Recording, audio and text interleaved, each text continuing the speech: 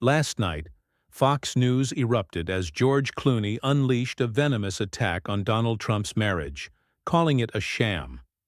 Karoline Leavitt, the young White House press secretary, fired back, defending Trump and her own credibility in a clash that left the studio reeling. The air in the Fox News studio crackled with tension as the cameras rolled. The set, bathed in harsh white light, framed two figures at opposite ends of a sleek glass table. Karoline Leavitt, the 27-year-old White House press secretary, her posture rigid but composed, and George Clooney, the Hollywood icon, leaning forward with a glint of disdain in his eyes. The host, Laura Ingraham, barely had time to introduce the segment before Clooney seized the floor, his voice sharp and unrelenting. Donald Trump's marriage to Melania is a farce, a publicity stunt cooked up to prop up his image, Clooney declared, his words slicing through the studio's hum. Everyone knows it's a loveless deal, a transaction to keep his brand alive. She's trapped, and he's too narcissistic to care. The audience gasped, a mix of murmurs and boos rippling through the room. Clooney's attack was personal, fueled by a palpable hatred for Trump that seemed to simmer beneath his polished exterior. He leaned back, smirking, as if daring anyone to challenge him. Leavitt's jaw tightened, but her expression remained steely. Ingraham turned to her, eyebrows raised, clearly expecting a response. The young press secretary adjusted her microphone, her voice steady but laced with controlled fury. "Mr. Clooney, your obsession with tearing down President Trump blinds you to reality. His marriage to Melania is strong, built on mutual respect and shared values. You're peddling baseless gossip, and the American people see through it." Her words were measured, but the conviction behind them silenced the room for a moment. Clooney's smirk faltered, replaced by a flicker of irritation. The studio lights seemed to burn hotter as Clooney leaned forward again, undeterred. "Oh, please, Karoline," he said, his tone dripping with condescension. "You're just a mouthpiece, a puppet dancing on Trump's strings. You're young, inexperienced, and out of your depth. Why should anyone take you seriously?" The jab was meant to wound, to reduce her to a footnote in Trump's orbit. The audience stirred, some clapping in support of Clooney, others shouting in protest.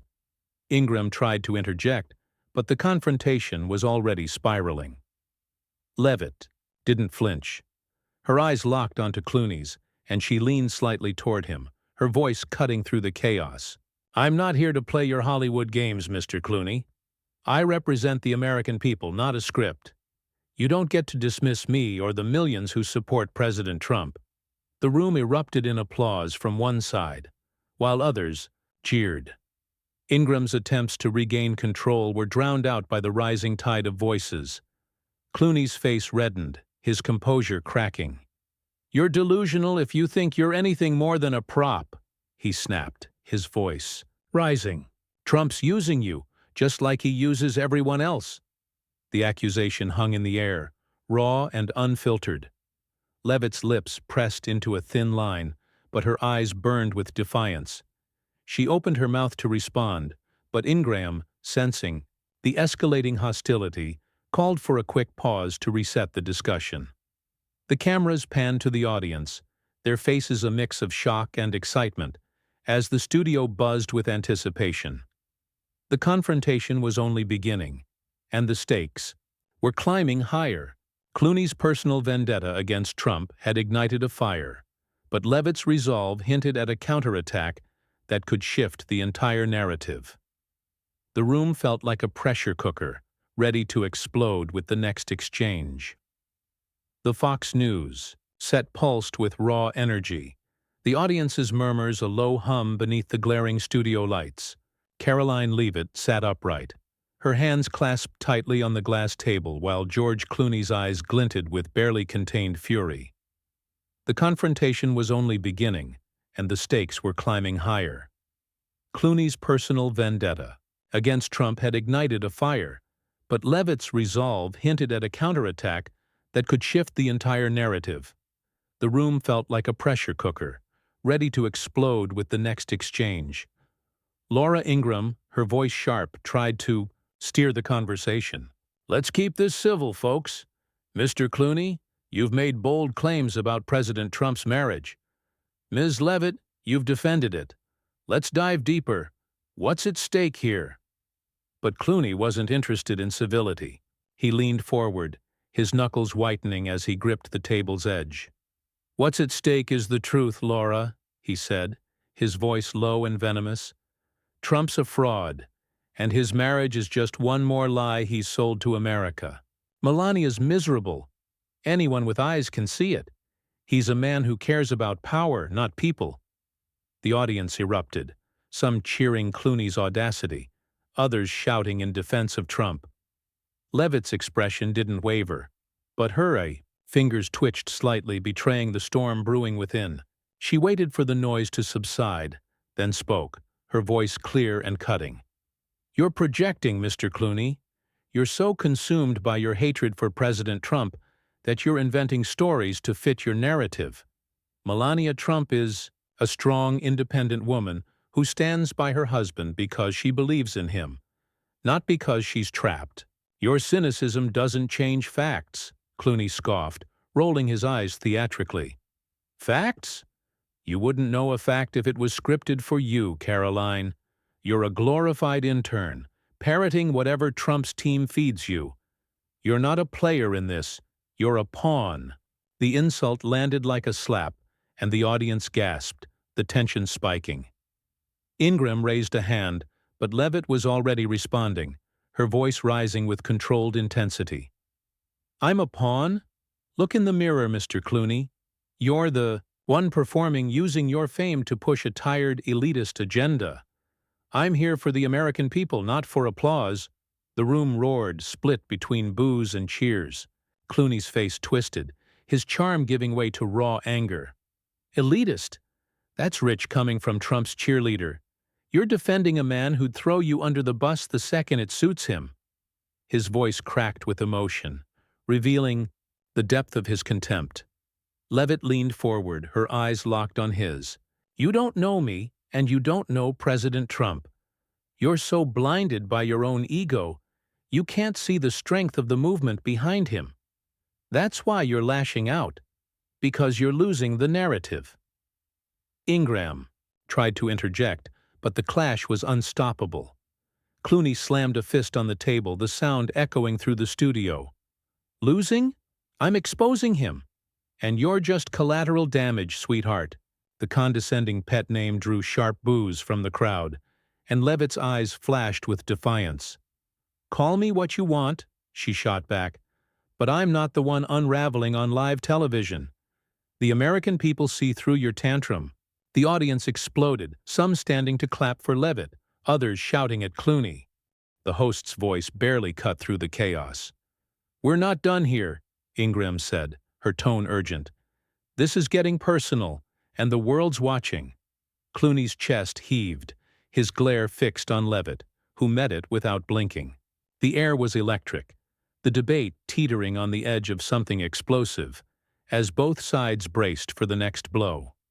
The Fox News stage was a battlefield, the air thick with hostility. Spotlights cast stark shadows across the glass table where Karoline Leavitt and George Clooney sat, their gazes locked in a silent war.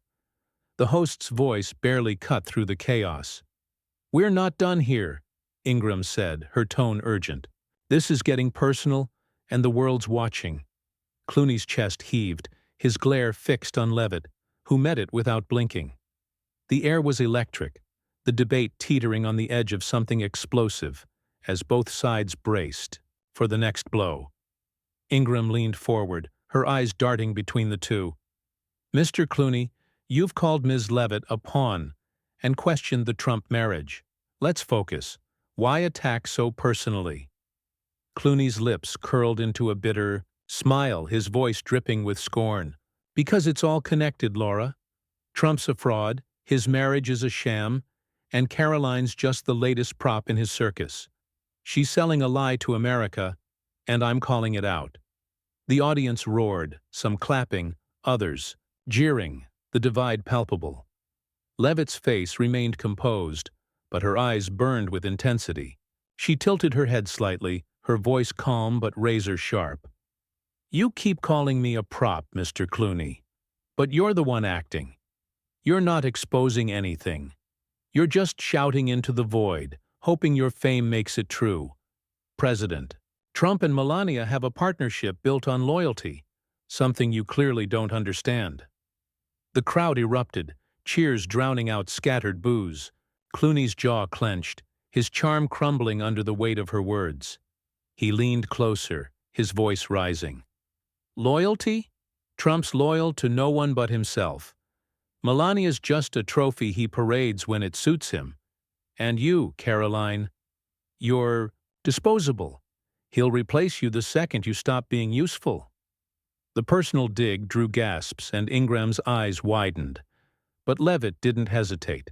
"You're wrong about him, and you're wrong about me," she fired back. "I'm here because I believe in the America First agenda, not because I need a spotlight. Unlike you, I don't need validation from a crowd." The studio shook with noise. The audience split down the middle. Clooney's face flushed, his composure slipping further.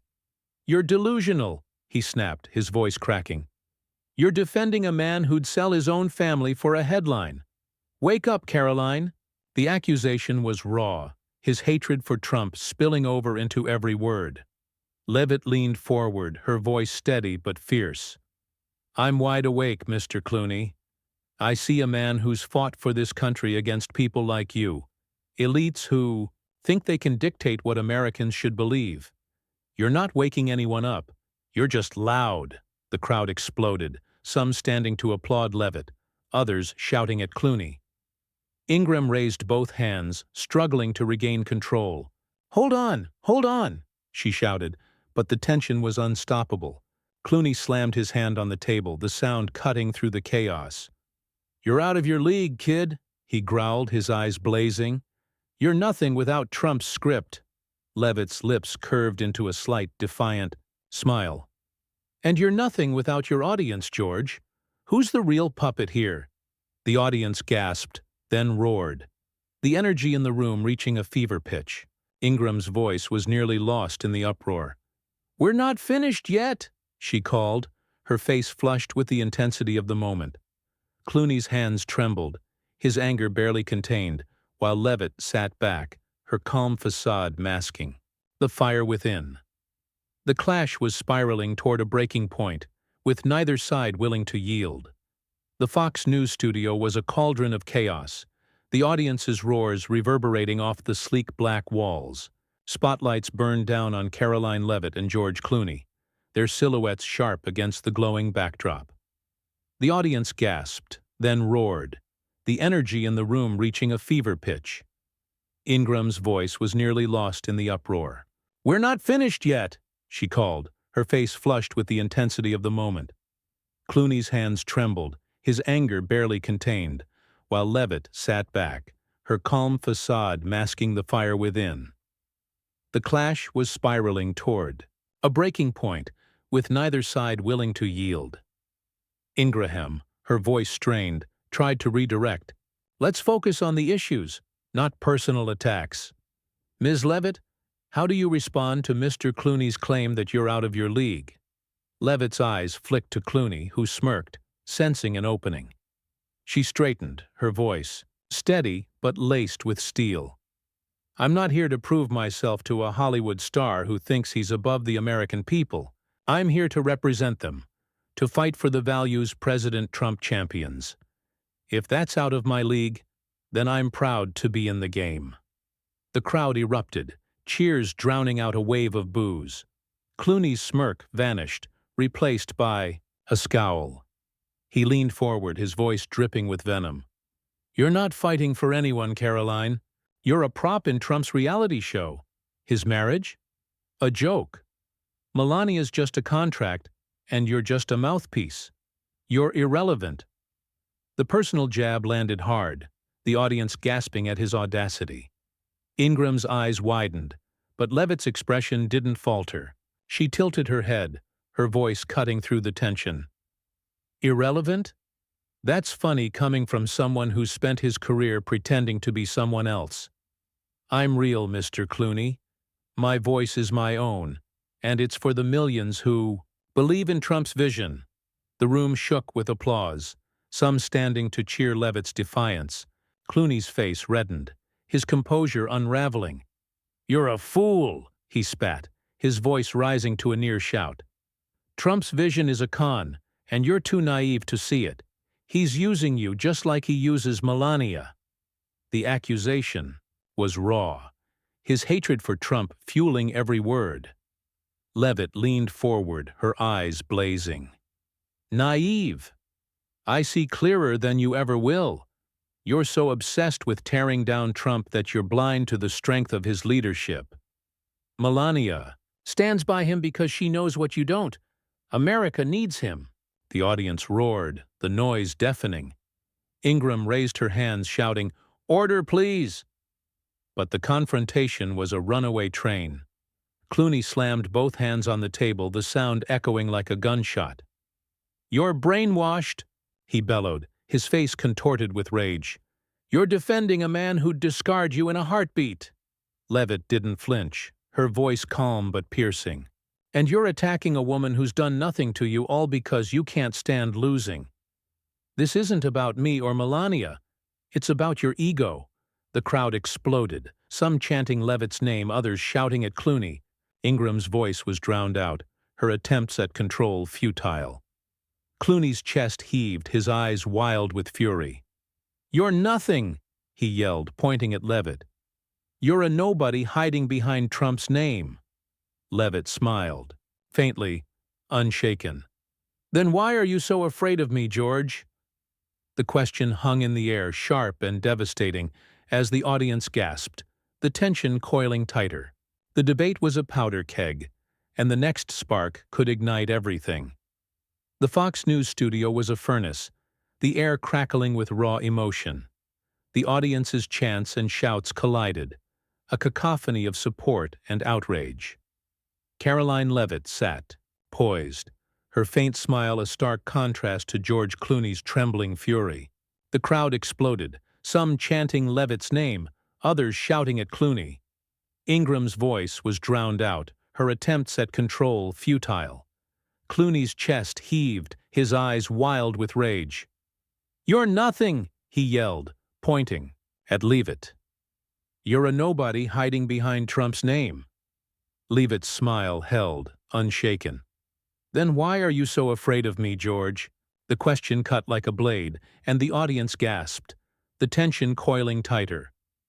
The debate was a powder keg, and the next spark could ignite everything. Ingram, her face taut, tried to intervene. "Enough! Let's bring this back to policy." But Clooney was beyond restraint.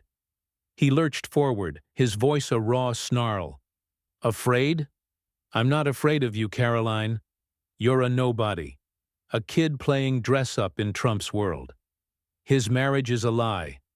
Melania's just a prop, and you're no different."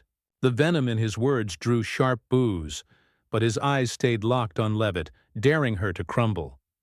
The audience's roar grew louder, split between those cheering Clooney's audacity and those rallying behind Leavitt. Leavitt leaned forward, her voice calm but searing. "You keep saying I'm a nobody, George, but you're the one screaming to be heard. I'm not here for fame or applause. I'm here for the American people, for the truth you can't face. President Trump and Melania are a united front, and their strength terrifies you." The crowd erupted, many leaping to their feet, chanting her name. Clooney's face twisted, his hands shaking as he gripped the table. "Truth?" he shouted. "You're selling a fantasy. Trump's a fraud, and you're his puppet." The accusation hung heavy, but Leavitt's eyes gleamed with resolve. "A puppet? No, George. I'm a voice for millions who see through your Hollywood tantrums. You attack Trump's marriage because you can't attack his results. You attack me because you can't stand that I'm standing up to you." Her words were a whip, each one landing with precision. The audience roared, the energy tilting in her favor. Ingram's pleas for order were lost in the chaos, the studio a battleground of ideals. Clooney's face was a mask of rage, his voice breaking. "You're delusional! You're nothing without him!" He jabbed a finger at her, but his words faltered, his confidence cracking. Leavitt's smile widened, her voice steady and triumphant. "And you're nothing without this fight, George. You need this to feel relevant. I don't. I have the American people, and they're louder than you'll ever be." The crowd surged, cheers drowning out Clooney's retort. His eyes darted to the audience, then back to Leavitt, his bravado collapsing under the weight of her words. Ingram shouted, "We're out of time!" But Clooney was already moving. He ripped off his microphone, his face flushed with defeat. "I'm done here," he muttered, storming off the set, his footsteps echoing in the stunned silence. The audience exploded, chanting Leavitt's name as she sat back, composed, her victory undeniable. Ingram, visibly shaken, closed the segment, but the cameras lingered on Leavitt, her calm strength radiating. Social media lit up instantly, hailing her as a conservative titan, while Clooney's outburst became a meme of his unraveling. The clash was over, but its echoes reshaped the political landscape, proving Leavitt's voice was anything but insignificant.